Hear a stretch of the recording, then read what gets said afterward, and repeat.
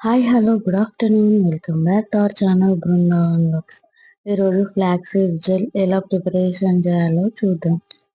ఒక బౌల్ పెట్టుకొని అందులో 1½ గ్లాస్ వాటర్ వేసి కొంచెం వేడయ్యాక మార్నింగే 2-3 అవర్స్ నానబెట్టిన అవిసె గింజలు తీసుకొచ్చి ఇందులో వేయాలి.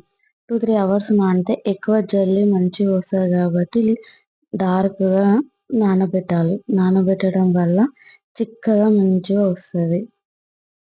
ఇప్పుడు జెల్లీ చల్లారిన తర్వాత ఒక లైట్ టవల్ కానీ పల్చటి క్లాత్ కానీ తీసుకొని అందులో జల్లించుకోవాలి.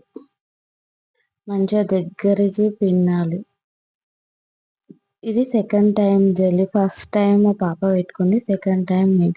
ఇది ఫస్ట్ డే చేసిన తర్వాత మళ్ళీ నైట్ అంతా ఓవర్ నైట్ సోక్ చేసి మళ్ళీ మార్నింగ్ నేను జల్లీ చేసాను. 2 టైమ్స్ ఇది సెకండ్ టైం కాబట్టి 1 టైం ఒక్కసారి 3 టేబుల్ స్పూన్ తీసుకుంటే 2 టైమ్స్ వచ్చేస్తుంది. తీసుకున్న తర్వాత అందులో 1 స్పూన్ కోకోనట్ ఆయిల్ వేయాలి.